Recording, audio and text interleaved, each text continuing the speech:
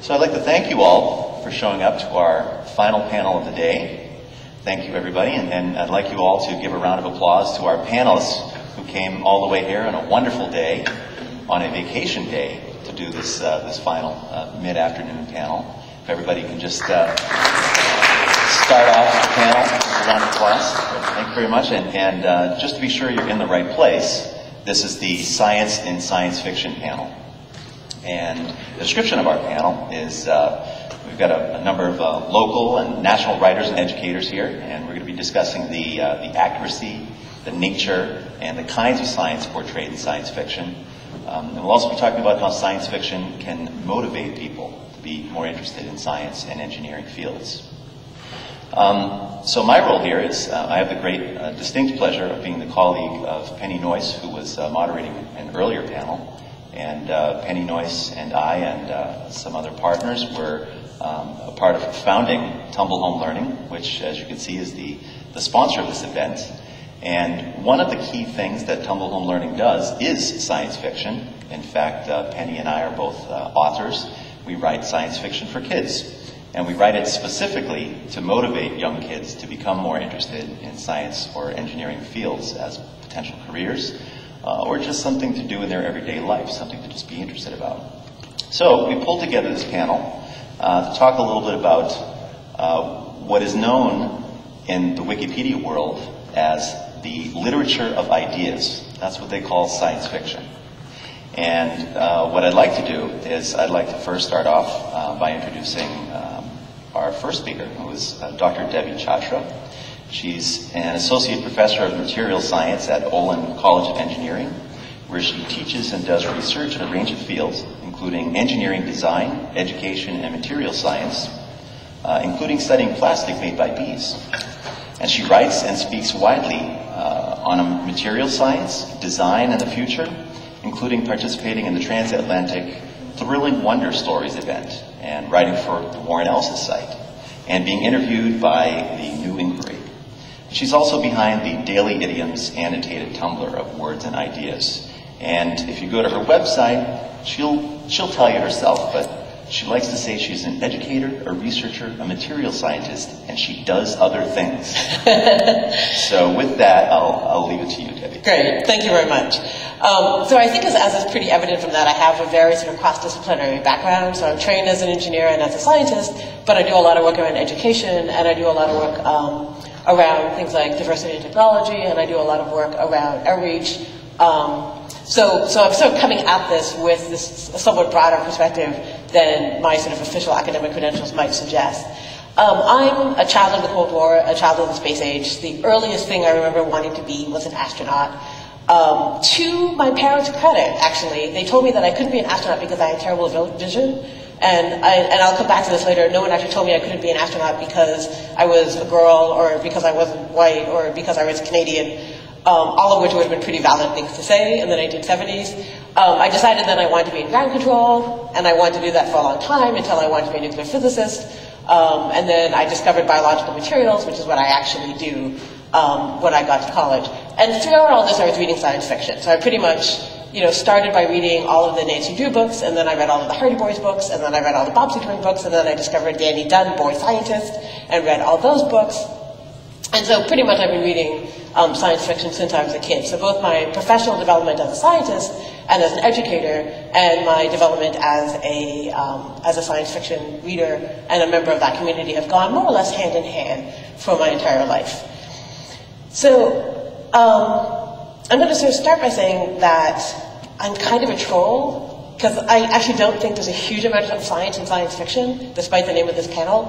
I think there's a large amount of engineering in science fiction, but mostly what I think science fiction is about spinning out the social implication of technology and thinking about the social consequences of it. And so I apologize. And I will talk about some of the ways in which I think thinking about science more broadly, so thinking about STEM, science, technology, engineering, and mathematics, is reflected in science fiction for good or for ill.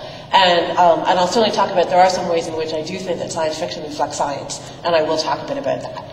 So I'm sort of guessing that if you're here, you're a science fiction reader. People here read science fiction? Can I see some hands? Okay. So there's a sort of widespread conception that science fiction is a genre, right? That it is a subset of fiction in which people talk about aliens and laser beams and spaceships and the like. And this is probably not news to you, but I like the metaphor of thinking about sort of straight fiction as the set of natural numbers, right? So it's infinite. You can say anything. You can say an infinite number of things within traditional fiction, but it's constrained in that you can only talk about things that could reasonably exist sort of given our known science, given our known technology, given our known cultures and societies, right? So I think of science fiction as the set of real numbers, which is also infinite, but encompasses everything that's encompassed by traditional, regular, literary, whatever you want to call it, fiction, but also actually allows you to explore things that don't exist in our world as we know it. So rather than it being about certain things, it's about, okay, if we take whatever we have and we expand it out, what do we get? And I know this is Cambridge, and so I suspect there's one person, at least in this room, who's going to tell me that real numbers are not infinite, they are uncountable, but it's a metaphor, and you're going to have to bear with me there. So this actually sort of brings us to an important piece of science fiction, right? That it's not about prediction. It's not about telling us what the future is going to be.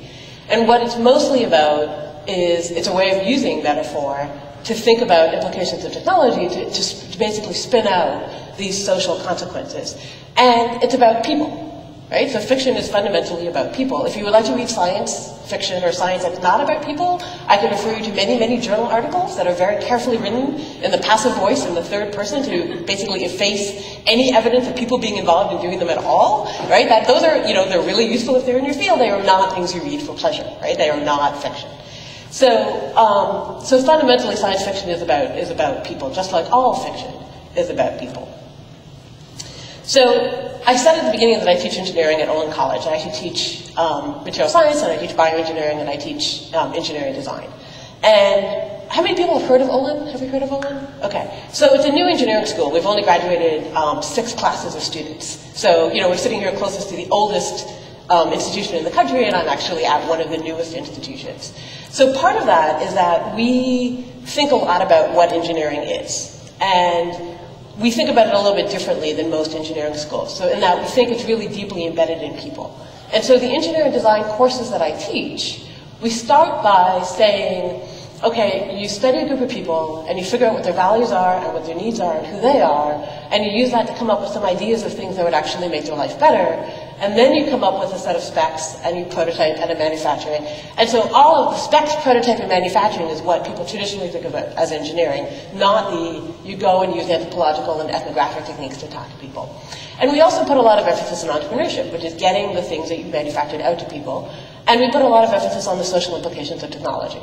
So when I talk about saying that science fiction is about engineering, this is kind of the mindset that I'm coming to it with, right? Thinking of engineering not just as technology, but thinking about engineering as taking the science and then coming up with the technology as the way that it actually affects people, the way it affects people's lives, the way it affects society and culture. And so this is when I say science fiction is mostly engineering fiction, this is kind of where I'm coming from, right? It's about sort of spooling out these consequences. And thinking about that, that's actually, a pretty good turning science into the things that affect people is actually a pretty decent description of engineering. So I could certainly think of some good examples of this. I said before I was a troll, and I'm actually about to do something which is truly evil, which is I'm going to talk about Charlie Strauss's latest book. So Charles Strauss is a well-known science fiction author. He wrote, his newest book is called Neptune's Brood, and it actually spools out a bunch of economics. It's based on David Graeber's book, Debt, the First 5,000 Years, and it spools these out to look at it in the science fictional consequences. So what are the social consequences of this? The reason why it's evil is because it doesn't actually come out in the US until July. I'm sorry. But so that's sort of an example of spooling out these consequences.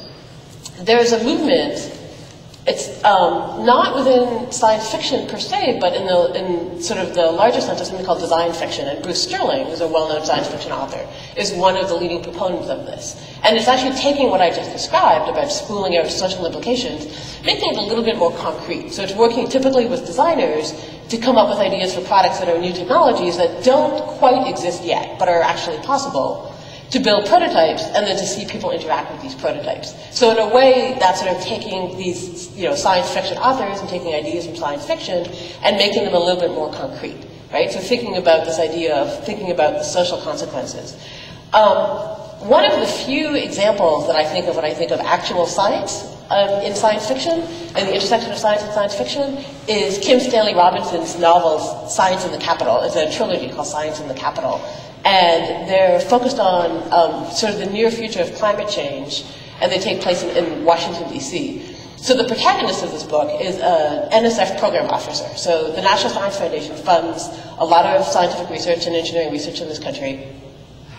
And the program officers are the people who oversee their programs. They work with scientists, they make decisions about what research gets funded, and they make decisions about what directions of research are going to get funded in the country. So the protagonist of these novels is the program officer. So if you're a working scientist in the US, you're familiar with the NSF. And in fact, actually, I'll be going down next week, I guess, to Washington to go to the National Science Foundation's, their headquarters, to be served on a panel. And the meeting rooms, probably, I'm not sure if all of the meeting rooms are like this, but the meeting rooms that I normally meet in, the building is built around an atrium, and it faces into this atrium, and in the atrium there's this giant mobile, and huge metal sculpture that's sort of hanging from the ceiling. So in these novels, the protagonist, who's this program officer, I think he decides he needs to get into somebody else's office, and so he decides he's going to climb this sculpture to get into this other office. And I have to say, every time I'm sitting in this meeting room, to review grant proposals, I think about climbing that sculpture. And I have to say, I've not yet come up with a good reason to climb the sculpture, because it turns out that actual scientists do not, have the same constraints as scientists in science fiction novels. So, but I definitely think about it every time I'm down there. But it's actually one of the few science fiction books that actually intersects closely with the life of a working scientist, right? In terms of going down to the NSF, doing grant proposals, and making decisions about what kind of research to do. So science fiction turns out to be more interesting than science practice. So I think these three examples I hope they give a sense of science fiction as a way to explore futures. So it's not a way to predict them, but to give us a way to think about them. And on Twitter a few weeks ago, I joked, kind of woke up in the morning and I was looking at my feed, and so Commander Hadfield is the current commander of the ISS, and he tweets. And so I wake up and there's like someone in space talking to the world. And some of my friends were talking about drones, and some of my friends were talking about bitcoins, which is a virtual currency. And I thought, man, if I had not grown up reading science fiction my entire life, I'm not really sure how I'd cope with the present. And one of my friends saw me say this, and he said, well, I bet your ability to construct complex counterfactuals, like what would my life have been like had I not grown up in science fiction, would be a lot weaker. And I was like, okay, that's a really good point, right? That science fiction gives you an opportunity to think about the world, to think about both how it's currently constituted, but also to think about how it could be constituted. And this is the piece where, it's useful as a scientist, right? Because you are thinking about counterfactuals, not just this is what I think my data says, but importantly, what are other interpretations of this data, right? It's a constant thing in the scientist. It's like not just taking the first interpretation of your data. So science fiction is a lot more than like basically, the green alien sexy babes like you see in Star Trek. But I do actually want to say something about the sexy alien babes on Star Trek, which is that there is one really important way in which science and science fiction reflect each other, and that's the issue of diversity. So this is something I care a lot about. And science fiction is, like all fiction, it's deeply rooted in the cultures that it springs from. So, and the classic example of this is the original Star Trek. So I'm too young to watch Star Trek, the original Star Trek in real time. But I know something about its cultural importance in the world. And Gene Roddenberry actually, much as I joke about Captain Kirk bonking the alien woman, and the lack of women on the ship, Gene Roddenberry did a really amazing job at sort of extrapolating out to the future of diversity. And there's a really famous anecdote about Nichelle Nichols, who played Lieutenant Uhura. I just gave away I was Canadian, who played Lieutenant Uhura on the show. And Whoopi Goldberg saw it when she was a kid, and she said, like, Mama, come quick, there's a black lady on television and she ain't no maid, right? So Roddenberry, so this idea of using science fiction, sort of looking forward into a world and thinking about a world that is different than the one that currently exists. Remember, this was the late 60s, right? So putting an African-American woman on the command deck of a starship was definitely a world, that was really hard to conceive of at the time. So I have to say, have people here seen the new Star Trek movie?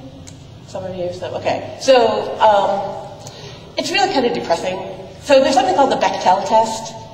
So the Bechdel test is a test of media. And what it is it's named after Alison Bechdel, who's a comic book artist. And in order to pass the Bechdel test, a piece of media has to have at least 2 named female characters, and they have to have a scene together, and they have to talk about something besides men. And this sounds really trivial, but you would be amazed at how few movies actually pass this test. And certainly how few science fiction movies actually pass this test. So Star Trek does not pass this test because there are 2 named female characters, Uhura and her roommate who has a name but I don't remember it. They have a scene together in which they talk about something technical, but Captain Kirk is under the bed watching them get changed. I guess he's the captain, I guess he's just Jim Kirk at the time, watching them get changed. So like Avengers doesn't pass this test, Prometheus didn't pass the test, Inception doesn't pass the test. You know, there are very few women in sort of mainstream media, and to some extent this is reflected in literary science fiction as well. So a good example of this is Robert Sawyer, who I read one of his books, and like the third female character is described as having short hair. I was like, what? Why does she have short hair too?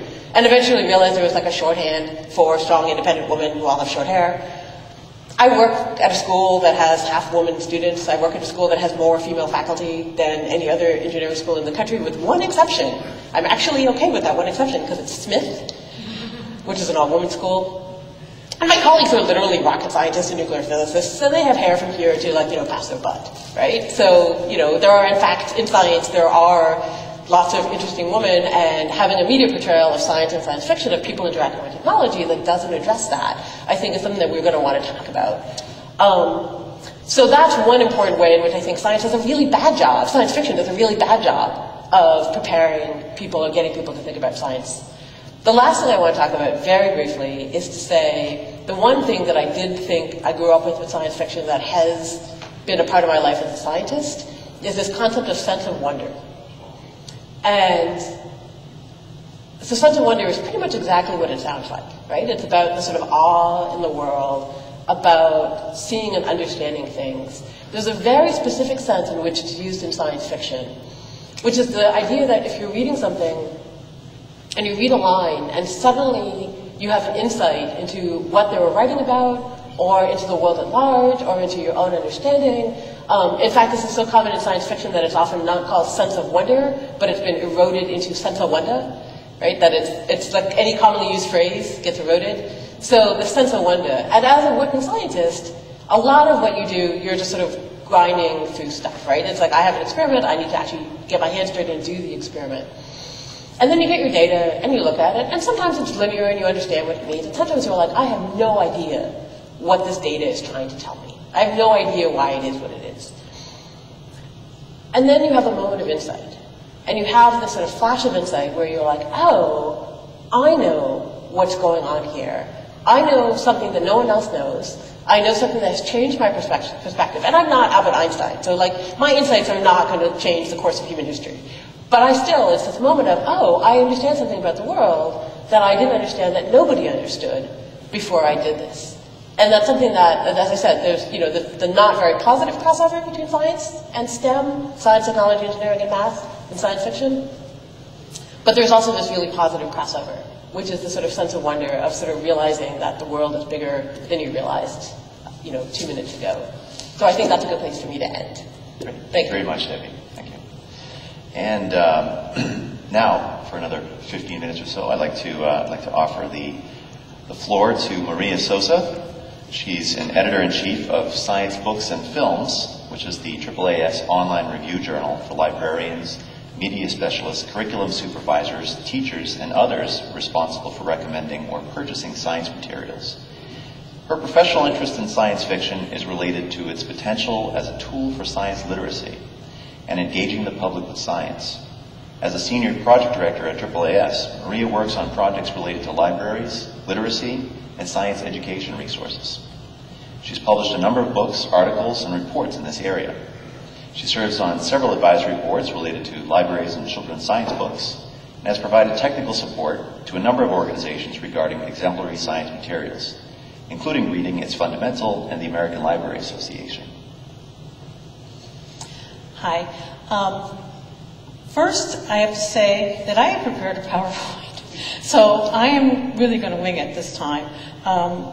One of the reasons that I'm here actually is because I edit a review journal and we do nonfiction. I mean, that's the science books that we've done. SPNF, which this is a special issue. This isn't what it normally looks like, but if you pick one of these up, you can look at our reviews and you can see the kinds of books that we generally review. We try to look at ourselves as K-16. We don't try to do anything too technical, no textbooks, but we've been, for over 50 years, looking at books as a way to engage people with science and also as things that can be used in education.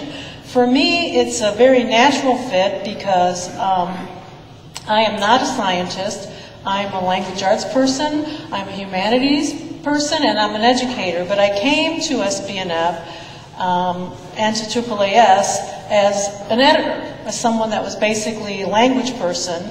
And we started to try to look at different ways to engage people with science. Now, hands-on science, there's a lot of different ways to learn science, but I was someone who really learned science through reading. I went to Great Books College, I read Galileo, I read everything in source materials, and I loved it, but I realized that that's pretty unique and that's not going to be everyone. However, as a language arts person, I also know that reading is a very valid way, and it's probably the way that most people are going to engage with science. When I came to that realization was before the internet. Now there's going to be a lot of other different ways to engage in science, but it's not always going to be doing science. It's going to be thinking about science. It's going to be reflecting on how it affects our lives. And this is why we started to look at science fiction. Now, I've been trying to figure out a way to integrate science fiction. Our main subscribers are librarians and teachers. So I think it would be a natural fit. If you go to a library, they buy all the science fiction books, so they're there. But the problem that we've had, and we still have, is what are we going to look for? Because we do look for certain criteria. We've developed these criteria. Reviewers know them well when it comes to nonfiction. And we ask for accuracy. That's high up there with nonfiction. But also things about conveying the nature of science, the culture of science, the enterprise of science. Our reviewers kind of look at all of it. And although you might think that this applies to adult books, it also applies to children's books. And it's interesting you were talking about diversity, but we developed equity criteria for books a long, long time ago. And one of the things that I'll never forget is we asked the question to our reviewers to look at the balance of male and female.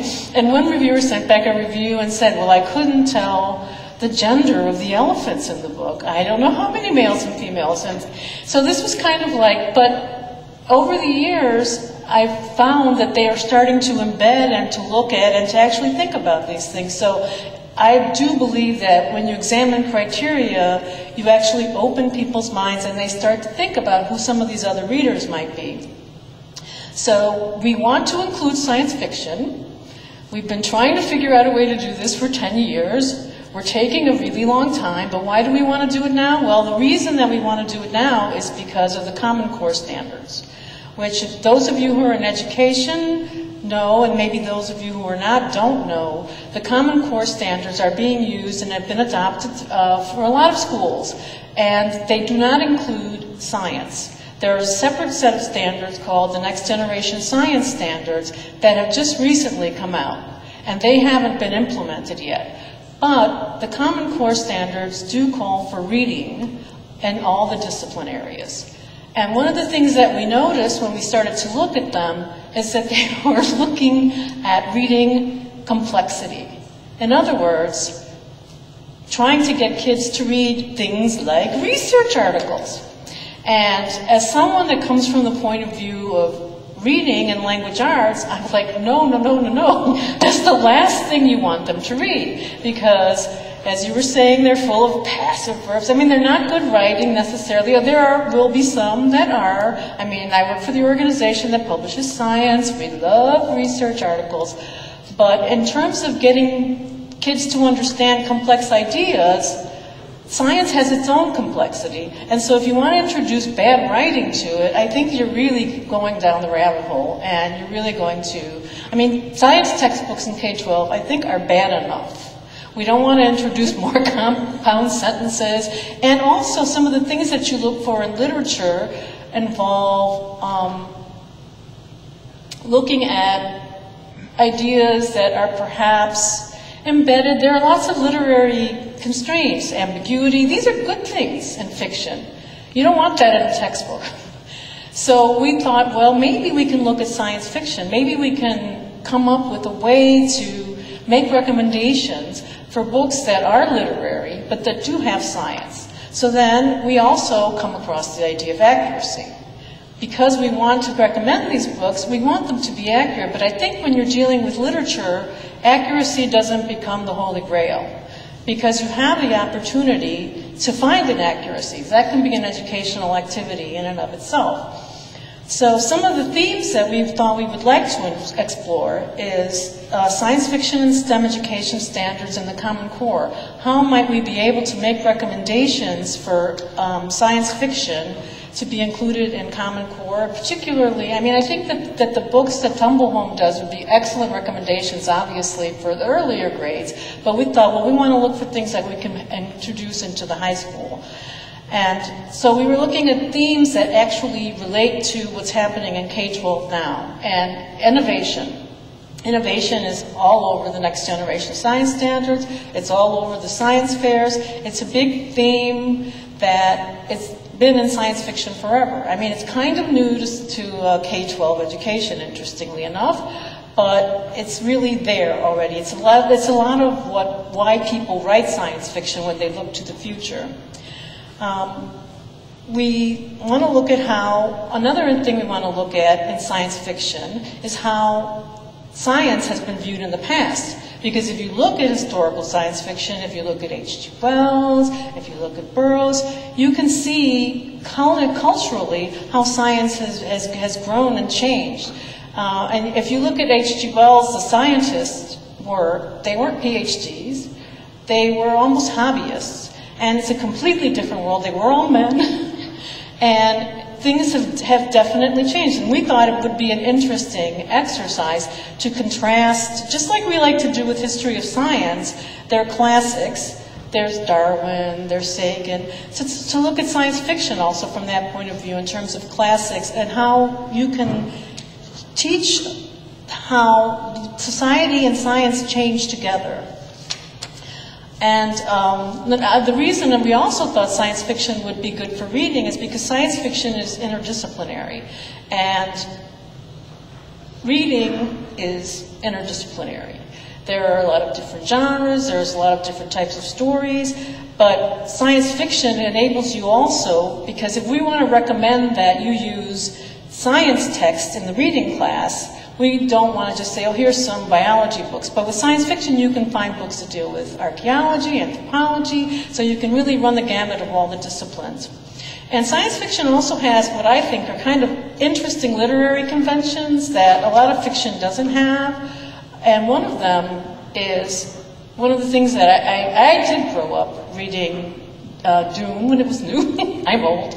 And Stranger in a Strange Land. And one of the things that Herbert did in Dune was bring you to the edge, and then you go to the next chapter, and in most books you kind of expect to find out what happened. So of course, in a lot of classic science fiction, you don't find that out. So you have to skip 3 or 4, David Brin, a lot of authors do this. And I think this is a great technique to teach the language arts skill of predicting. Because you can't just turn the page. And then also there are, I believe that science fiction reinforces STEM learning because there's a lot of science in science fiction, not all, but in the type of science fiction that I would recommend. But I think it also motivates STEM learning because there are books that you can read that, I mean, I do this all the time, and I'm just going to assume that people are like me. If I read a book on astrophysics, I kind of like to go back and spruce up on some of the stuff that I've forgotten, because I forget a lot of things. And I also think that there's a lot of interesting themes. This was a slide that I had. World building. And these are Kim Stanley Robinson's books, which I went back to and reread his Mars series as when the photography from the rover came back. And I was stunned. I was absolutely stunned. When I was reading them again, I said, that's a picture. I recognize all these places. And in terms of literary skill of description, I mean, how awesome is it that from satellite photography that isn't nearly as good as it is now, he describes as well, I think, as any author that is describing, you know, trees out in the field. So I think that is a marvelous exercise. And envisioning the future, looking at the past, envisioning new universes, and also an interesting thing, which is the collapse, the survival of civilizations. I think that blends in with the whole idea of climate change and what are the things that we have to endure with science escalating. Also, you know, that doom is hanging over our heads really a lot more and a lot sooner than we would imagine. And because we have nonfiction, I was envisioning doing a series in which we could pair fiction and nonfiction. So David Brin's existence with Jared Diamond's collapse. And there are many examples that we could do. Singularities, quarks, and black holes. Gregory Benford's artifacts with Neil deGrasse Tyson's Death by Black Hole. I have a whole bunch of these, but anyway, since you can't see the pictures, but I will send them to you and give you the list and make the comparisons. So these are some of the ideas that I think we can develop with looking at science fiction as not just a motivator, but an actual tool to teach integrated reading and science. And David Brin has on his website, Contrary Brin, his blog, he's got a list that he came up with of science fiction for young adults. And these are the types of books that I'm thinking about. I'll just read a few of them. Most of them are familiar. Douglas Adams' The Hitchhiker's Guide to the Galaxy, Piers Anthony, A Spell for Chameleon, Rick Baer's Dinosaur Summer, H.G. Wells' The Time Machine, Larry Niven's Ringworld, and then he also included The Hunger Games by Suzanne Collins, which probably the only person on the planet that hasn't read that book.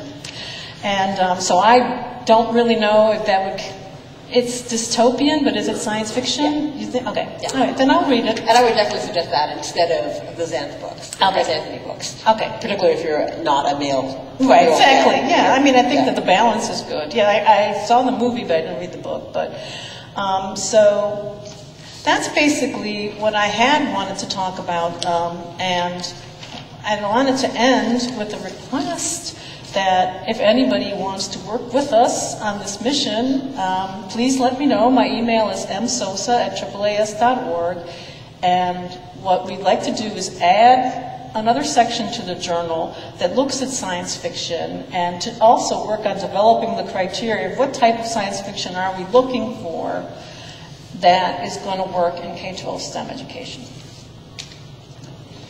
Thank you, Maria. And unfortunately, while today is, as many of you know, today is the first annual Cambridge Science Festival's Science Book Fair.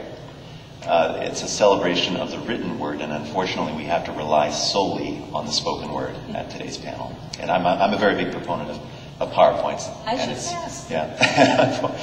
but again, we will make this information available to people through our website and anybody who requests it. So thank you very much. And the next person I'd like to introduce, and hopefully we can do another 15 or so minutes of introduction here, followed by some Q&A, is Dr. Sidney Perkowitz.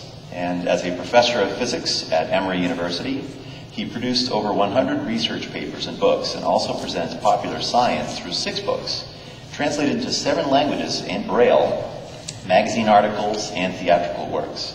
He's appeared on CNN, NPR, and the BBC, and at venues such as NASA, and he blogs for the National Academy of Sciences.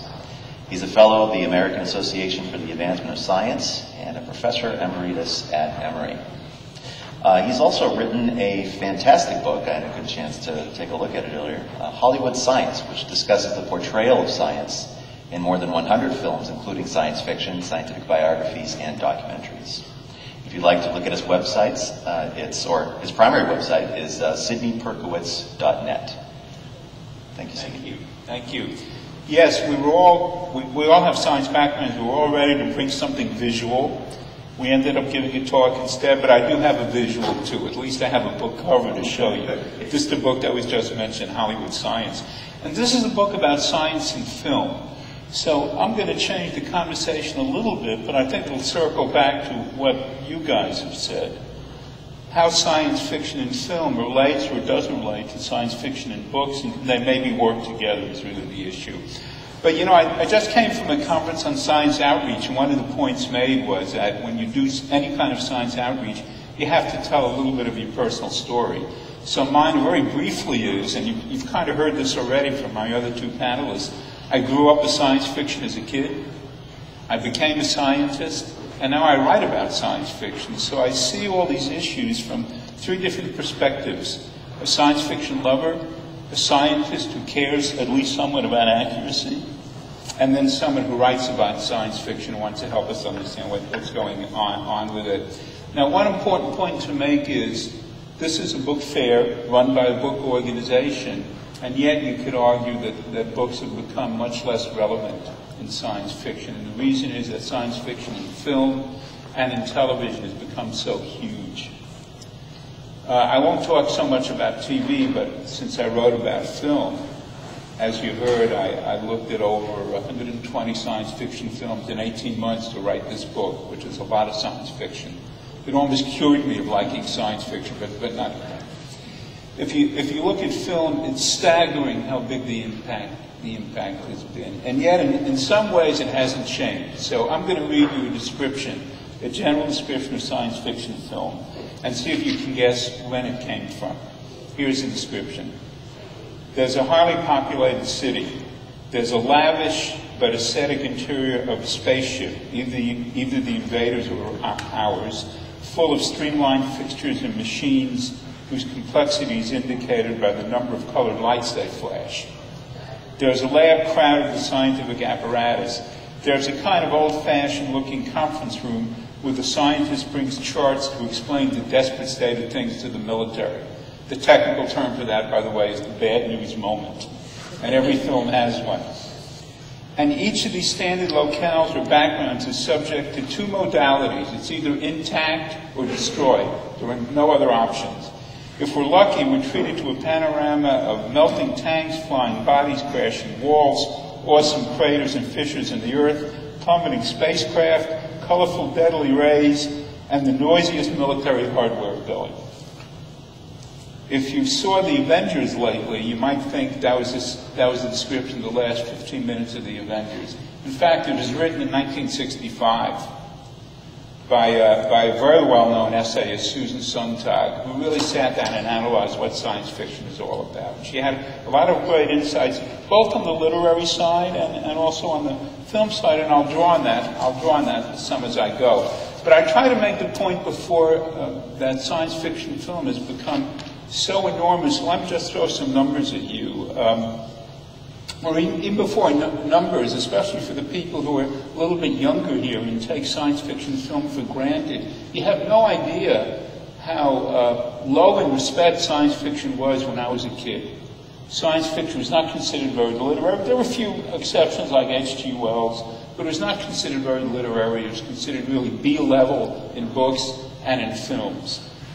2 or 3 science fiction films, 2001, Close Encounters of the Third Kind, and Star Wars changed that.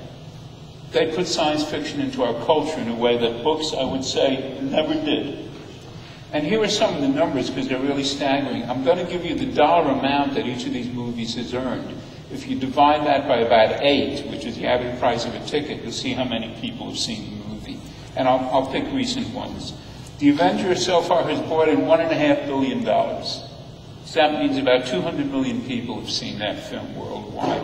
Prometheus came out a little later, so that's only 400 million, which means only 50 million people have seen it.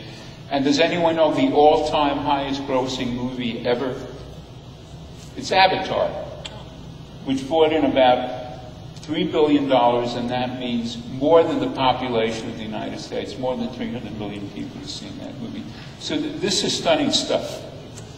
The power of film and television along with that, as I said, I always include that, although I won't talk much about it. You could say, why should books exist at all? Well, there are a lot of good reasons, I'm happy to say, and I'm sure you'll be happy to hear. One reason is that books and films have actually always intersected. The very first science fiction film made, 1902, called The Voyage to the Moon, used the idea from Jules Verne of shooting a rocket capsule to the moon. And that has continued all down the line. In this book here, I made a list of, I call it the Golden Eagles of science fiction. My personal list of the 10 best science fiction films. 7 of them came from books. The American Film Institute, which does a lot of good stuff in helping us think about the impact of film on American culture, made a list of the 100 all-time best American movies of any kind. 8 of them are science fiction films, and 4 of those come from books. So books and films have always intersected, and I claim they still do, and even for your goals, maybe more book-oriented at the moment, but I think bringing in film will make a huge difference in it. So what I want to continue to talk about is to try to draw on both ends of this, the film side and the book side, and really address the 3 issues that were raised in what was defined for the panel. Inspiration, accuracy, and what was the third one? Whatever it was, I'm going to talk about it. The third one was inspiration, accuracy, and the kinds of science. And I'll show you some examples from each. Inspiration, let's start with that. Both science fiction books and films can inspire people. They have, there are lots of examples. I'll give you 3 quick ones.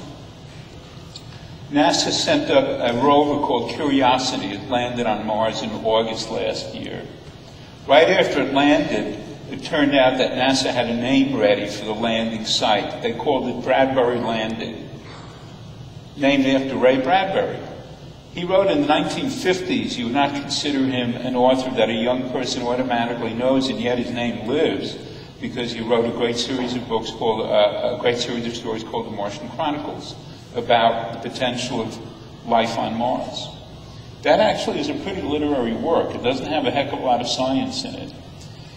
But it influenced people. The man who ran the Curiosity program was asked, well, why did you pick Ray Bradbury? Why are you honoring him up there on Mars with this billion-dollar piece of engineering? He said, and this is a quote, "This was not a difficult choice. Many of us and millions of other readers were inspired in our lives by stories Ray Bradbury wrote to dream of the possibility of life on Mars." And I have the word dream in boldface here because it's really an important word. So that's example 1. Example 2, there's a wonderful book called 7 Secrets of How to Think Like a Rocket Scientist. It's written by a guy who is a rocket scientist. His name is James Leguski. He teaches astronautics at Purdue. Teaches astronautics and aeronautics. A lot of interesting stuff about rocket science, but here's the part that I enjoyed the most. He said, you know, at the Jet Propulsion Lab, which is where all the space exploration starts, the Galileo spacecraft, Curiosity, and all the rest of it, one thing that they would do, and here's the quote, the rocket scientists at the JPL gathered regularly to watch science fiction films from the 1950s. They would laugh at the errors, but they loved those films. And he wrote about this so poetically. They were like children who want to hear the same fairy tale over and over again. These were the fairy tales of the rocket scientists. Their unfettered, hard-sinking contact with open space. With outer space. Their logic turned off, their dreams turned on. Imagination wasn't silly to them. So there's dreams again. And the third example was personal experience. One of the books I've written is a book about robotics, both in science fiction and in the real world. So the real world part, I interviewed someone who is a very famous roboticist and has gone on to do very good work. A woman named Cynthia Brazil, who was a student of Rodney Brooks right here at MIT. She was the first person to come up with the idea of a robot that has emotional reactions. And it was fantastic stuff. It really, the human psychology is almost more interesting than the robot psychology. So when I interviewed her, I asked her, how did you get into this? She said, well, I fell in love with R2-D2 and C-3PO. in you-know-what, in Star Wars. So the inspiration is there, and it can come either from the film side or the book side. And I think that's really terribly important. And I know you recognize that's part of what you were exploring. Okay, the second topic was the kinds of science covered by science fiction. You actually heard great examples from both sides, and I'll just give you a little bit more to show you the diversity. Now I'm talking about intellectual diversity, not human diversity. When I wrote this book, I had to find a way to organize 120 films, so I broke them down into two big areas: dangers from nature and dangers from ourselves. And within each of those areas, I had 3 chapters. I'll just go through the chapter title briefly, just to show you all the different areas that science fiction film has covered, and also science fiction books. Chapter 1 was alien encounters. We meet aliens. Well, think of everything that goes in there: biology, planetary science, what a climate has to be like, how much energy you need to encourage life to go on, the idea of evolution and convergent evolution. Would aliens on another planet with a similar gravity to ours develop in the same way, and on and on and on. Second chapter was devastating collisions. We've all been hearing about asteroids until we're blue in the face. Last month, this was all about what can hit our planet. How come it's going so fast? 7 miles a second, that's a magic number. Well, it comes out of the physics of orbital mechanics. Energy and momentum, all of these enter into it. Third chapter was our violent planet. Earthquakes, tornadoes, tsunamis, and this partly shades over the dangers from ourselves, global warming and the dangers of melting ice. Dangers from ourselves. The next chapter was Atoms Unleashed. So there have been films and books about Hiroshima, the atomic bomb, the Manhattan Project, what fission energy and fusion energy could mean to us now, what radiation damage means, what happens when people get mutated, and could you even really create a Godzilla? It really goes back to that. Next one, genes and germs gone bad. Genetic engineering for good or for ill. Will it create better human beings or terrible monsters? Then on the germ side, we have every kind of plague, whether it grows naturally or through really evil means such as biological warfare and terrorism. Next chapter, the computers take over. Robots, androids, bionic people, prosthetic limbs, brain-machine interfaces. By the way, you mentioned before, only science fiction lets you keep up with where science is going these days.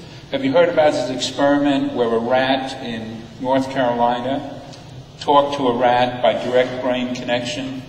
In a rat in Brazil, and what the rat in North Carolina did, the rat in Brazil did. This is amazing, amazing stuff. If I wrote it in a science fiction story, you wouldn't believe it, but it's real science. Okay, so science is there. Finally, the question of accuracy. And this is a big one. Books are more accurate than film. I think we just have to say that flat out. But I backed off a little bit on the need for absolute accuracy.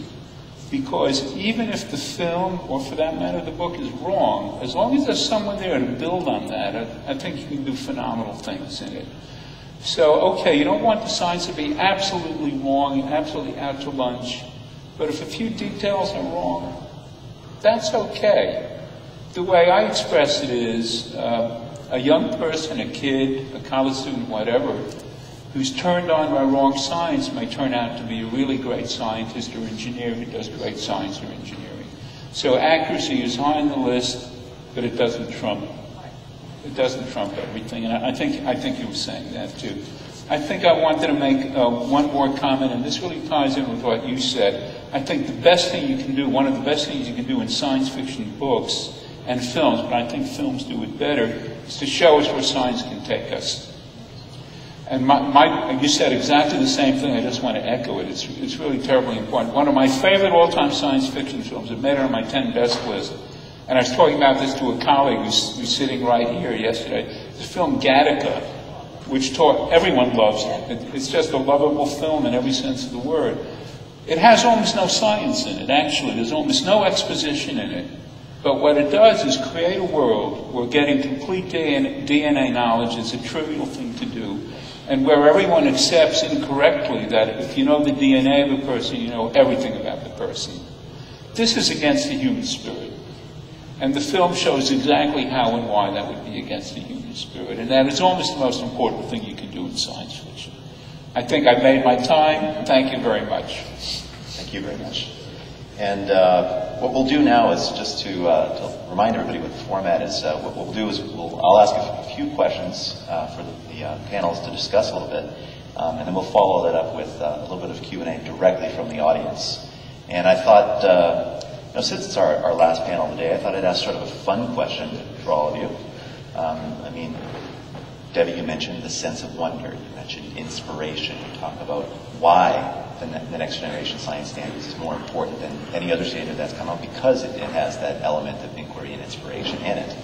And the modern conception of science fiction is all about this sort of flexibility you have in being imaginative, but with plausible content, plausible scientific content. And it could be a matter of the setting. It could be a matter of the time that you're in, the future or the past. It could be about scientific principles that you choose to bend a little bit, or even paranormal abilities. It could be about dystopian societies. It could be about a philosophical element that you want to bring forward. You want to do it in a science fiction context that you want to bring forward that may not be plausible in today's society.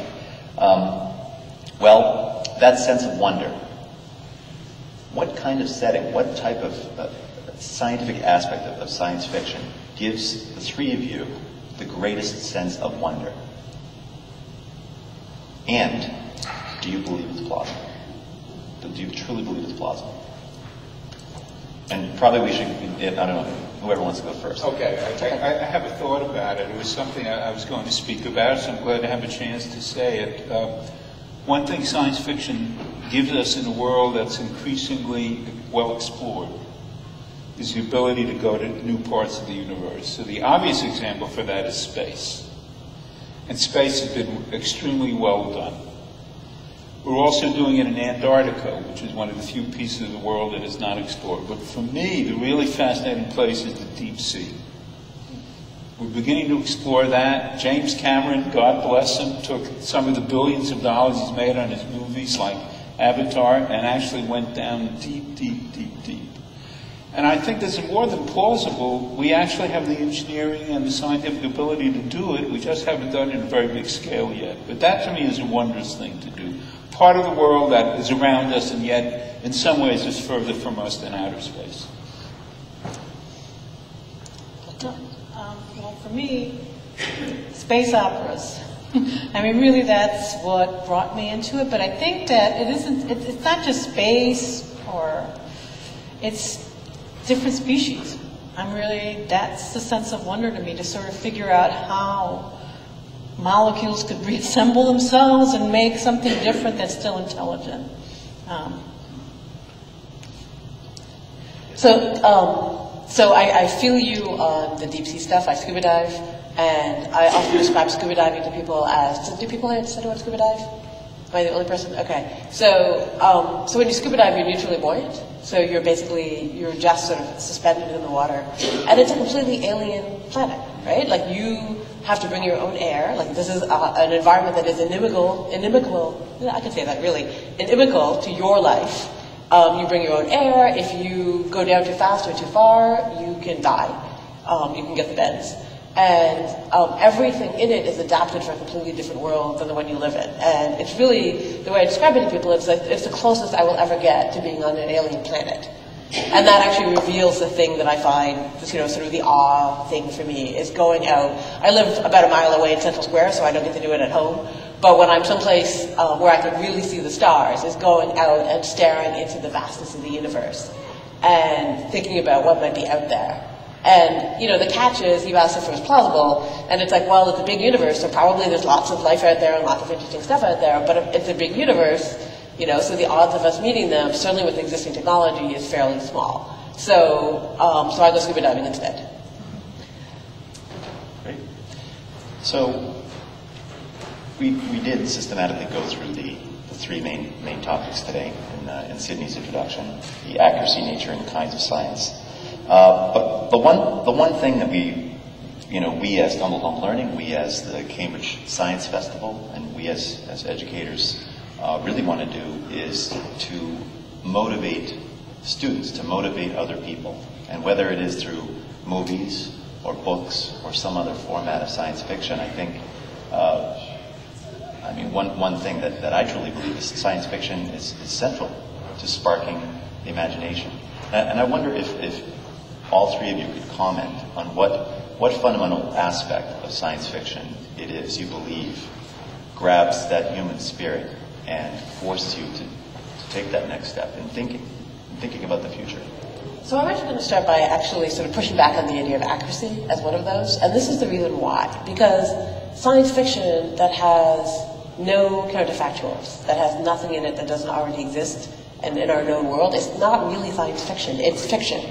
Right? It's like if it's sort of existing science and existing technology and existing natural laws, it's fiction. It might be fiction about scientists, of which there are a few examples, although not very many examples that I can think of offhand, but it's not really science fiction. So I think to me, the fundamental thing about science fiction is the sense of possibility. It's that the things that do not currently exist in our world and the possibility of going and finding the new natural laws, creating the new technologies that don't currently exist. I totally agree with the point that if it doesn't have any speculation in it at all, it's not science fiction. But I want to open up a different direction. The science fiction portrays a scientist in a compelling way. You've hooked someone in.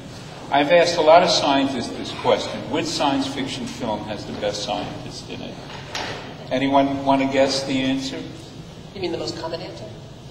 I think the best answer, which is also the most common answer. Contact. Yeah, that would be one of the ones that came to mind. And isn't that even better that it's a woman? If you planned it, it couldn't have worked out better, and this is a spontaneous reaction. So there's a film where she presented so appealingly and yet pretty honestly. There's a lot of real culture of science in there, I would say. Do you agree? Yeah. So I can see that hooking in just the way a young girl seeing a ballerina saying, I want to do that, can also say, I want to do that. It's also extremely good at showing the relationship that helped her because her father gave her the right kind of encouragement at the right age. So I would say science fiction that does that is doing something quite magical. Yeah, I think that when I look at motivating, in a way, I hope this isn't controversial for me to say this, but I think that the job of educating the kids that are going to be, like, for the most part, the brilliant scientists is not the domain that I live in. I want to create science literate people who are not going to be scientists. And the reason that I think that science fiction does that is because I've seen it happen to me. I've seen myself be motivated to read, quantum mechanics. And, that's not my idea of good reading because I'm reading a book where I have to figure out why did that happen. And I think that maybe it's not something that kids do now, but I think it's something we can encourage them to do now if we find out what it is that hooks them into the story and then maybe challenge them to explain it to you. And if they don't explain it quite right, challenge them to come back and explain it to you. And I think that motivates learning. It motivates, I can give you an example from, which is not science fiction, but it's science. When my daughter was a year old, she had surgery. It wasn't serious. It was hernia surgery. But in the waiting room, there was an entire family, and I mean an entire family of people that probably the majority of them, I don't even think graduated from high school. But because they had a child who was seriously ill, they were having conversations with the neuroscientists, and they were talking about things that I know they had to teach themselves. And so I think that anyone can understand difficult things, but the motivation has to be really, really strong. I think that's actually a really excellent point. I'm an engineering educator, and I care a lot about getting people into engineering, but having widespread scientific literacy is far more important to us as a society than having more scientists and more engineers. Yeah, it's important to the enterprise of science too, but I think it's also important to human beings. I also remember a workshop that I did where with people that were taking GED classes to get their GED and their high school diploma, and one man who was about 45 years old said to me like, well, you know, when I was in 3rd grade, we were like working with and mixing, and you know, why did they stop doing that?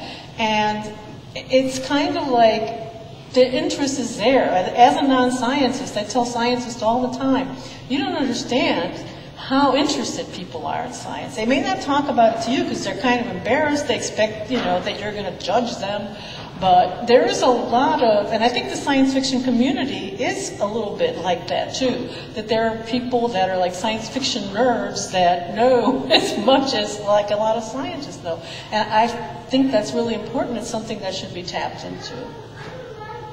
Thank you. So what I'd like to do now is open it up to all of you. Does anybody out there have a question for our panelists today? There's one right there.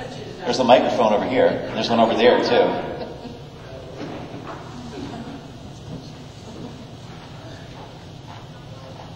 I have a question about a genre of writing that's gotten a lot of interest from middle grade kids, and that's steampunk, which is kind of the science fiction of 100 years ago, where it sort of says, well, what if we could go to the stars with steam engines? And so it's kind of imagining that science took a completely different turn. And so in a way, it's a little bit anti-technology, but it reflects a different kind of interest in technology. And I wonder what you think about that as a genre of science fiction.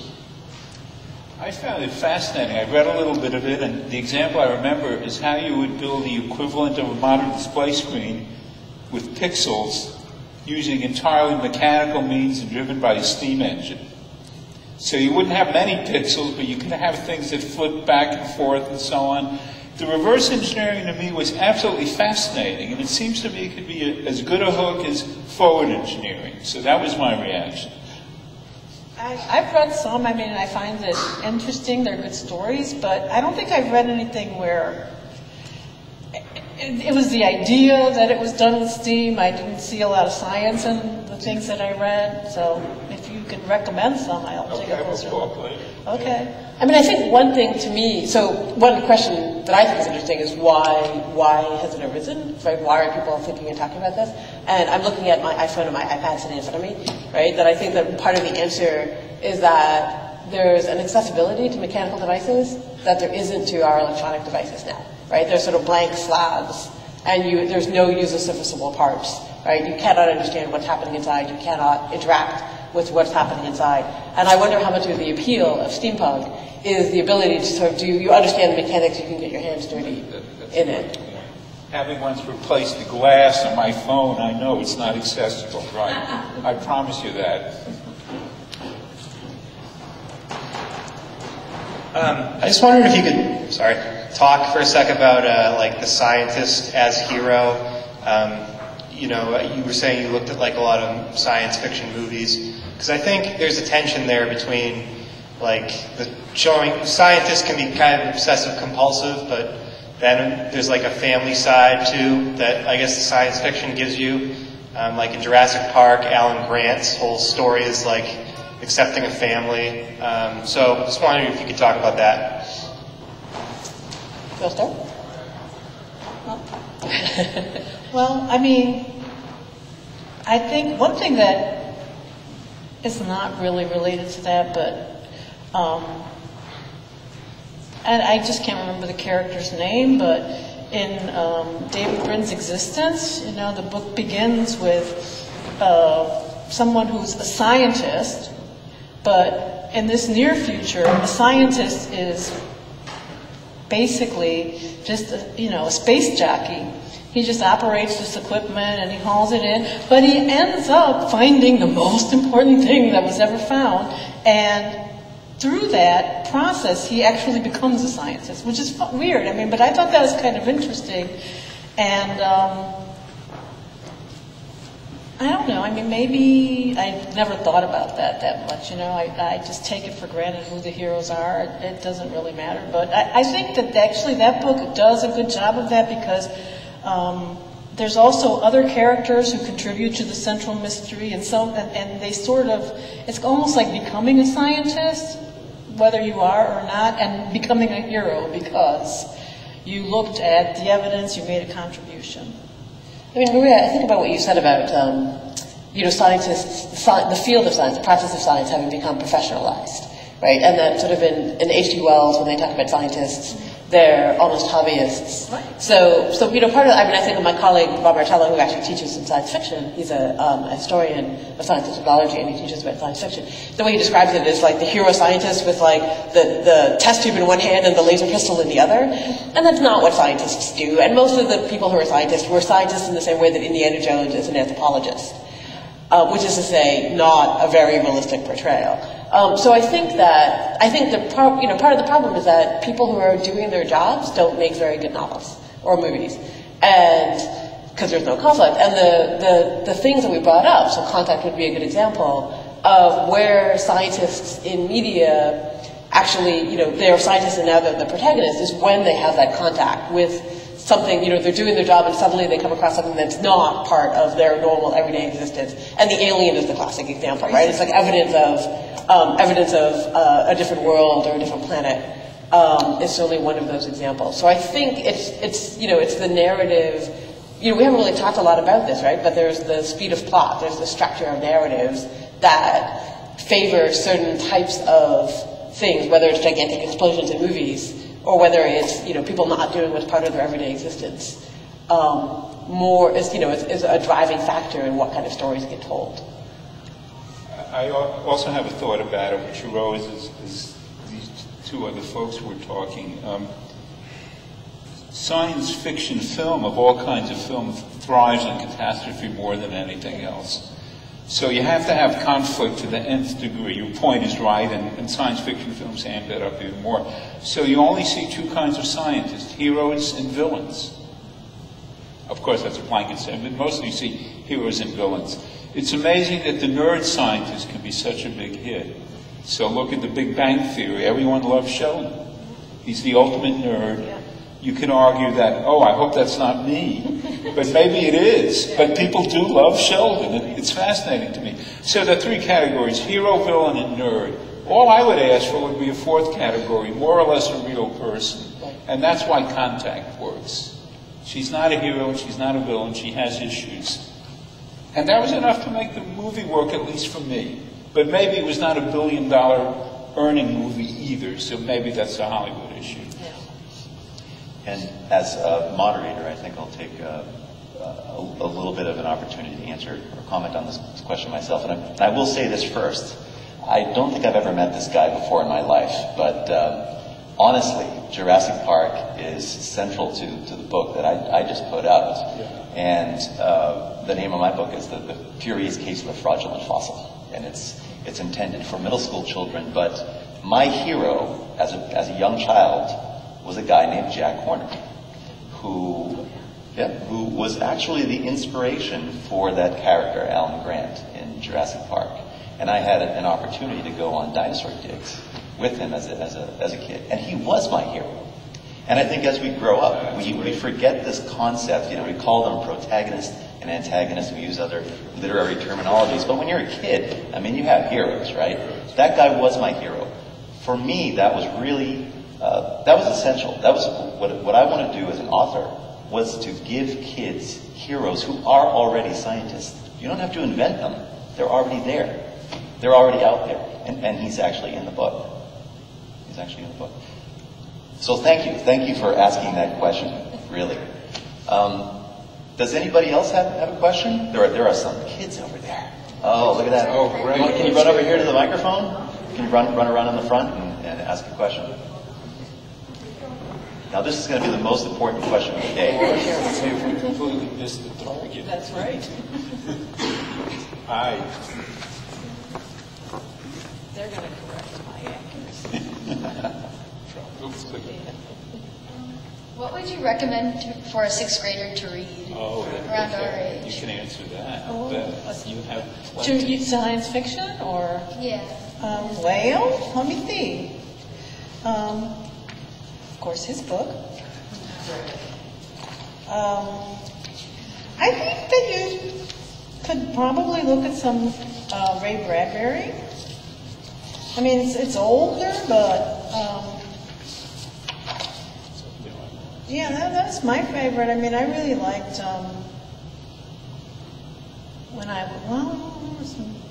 Actually, when I was your age, he was probably just writing some of this stuff.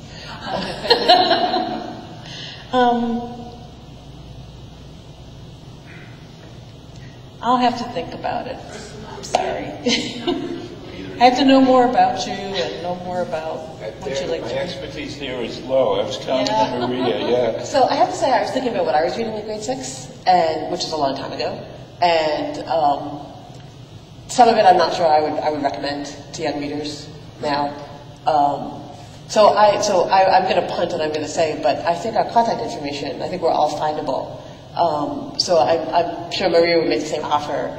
But if you want to contact me or Bonus or Maria, I'm sure that we'd be happy to point you in the right direction. I'm just like, off the top of my head, I'm kind of like, everything I can think of that's sort of grade 6 age isn't science fiction. So I think of Neil Gaiman's books, Coraline, but it's not really science fiction. But I know there are good answers to your question, I just don't have them off the top of my head. But that doesn't mean that we can't provide them. Right, and they don't have to be specific answers. In fact, really the most important answer I can give you is this. Yeah. Just because you're 6 doesn't mean you have to read a book that says ages 5 and older, ages 6 and older. You could be reading books much older than that. Obviously with parental approval, right? But it depends really if you feel that you can read a big chapter book. Just go for it. If really, you like it. challenge yourself. Yeah. I mean, there is a book that, if you like it and if you want to read it, it's called Kiln People by David Brin. I think that's a really good book, and I would have read that when I was younger. It's got a lot of, it's about sort of near future where people can make these copies of themselves. They're not exactly clones, but they only last for a certain amount of time, and depending on how much money you have, you can make ones that are, basically can do a lot or do a little. And so the characters in this book are basically the person and his copies. And it's really kind of funny because one of them, the theory is that when they kind of go off on their own and they don't tell you what you want to do, they say he's gone Frankie, which is kind of like a reference to Frankenstein. So it's a really good book. And yeah, you might want to try it, and And here's something you might not expect a publisher to say, but honestly, that's what libraries are for. Yeah. I mean, if you read a lot of books, you'll find some of them are not so good, but that's okay because there's a whole library full of other books you can go back and read some more and more and more, and you have a whole lot of time to read a lot more science fiction in your life. I'm glad that I was going to say that, and I was like, and yeah, if you go and you talk to your school librarian, or if you talk to someone at the public library in your city, and you tell them, I've read these books and I like them, they will almost certainly be able to give you good recommendations for things that you should read or that you would like. Okay. Great. Thank you. Those were great questions. Great. All right, if there's, is there any final? Okay. So when you come up with the popularity of a movie like Avatar that connects so vastly across the world, do you think about why that kind of mass psychology exists, and do you ever try to interpret it yourself? And what's the world psychology at the time that it should resonate with a sci-fi movie like that? I think you're asking what's the hook in the film that brought in 300 million people? What's the emotional connection for them? Yes, and can it be interpreted on another level, translated into other information that we can use in the world? Well, I'm a little more cynical about it. I would say 300 million people saw it because the publicity campaign was incredibly huge. For me, that film did not have a great deal of depth. And the technology, Yeah. I mean, the 3G, it was hype. I worked really hard to try to pull something out of films. As I said, even if the science is wrong or not there, I think there are things you can pull out. Avatar had darn little that you could pull out of, in my opinion, anyway. I'm sorry to say that, but that's my opinion of the film. That's fine. That was just one example. But what about like Star Wars? I mean, do you see any patterns? Do you yourself? All right, I'll give you a more current example. Prometheus, which is not a great film in many ways, but if you think about it, it has great issues in it.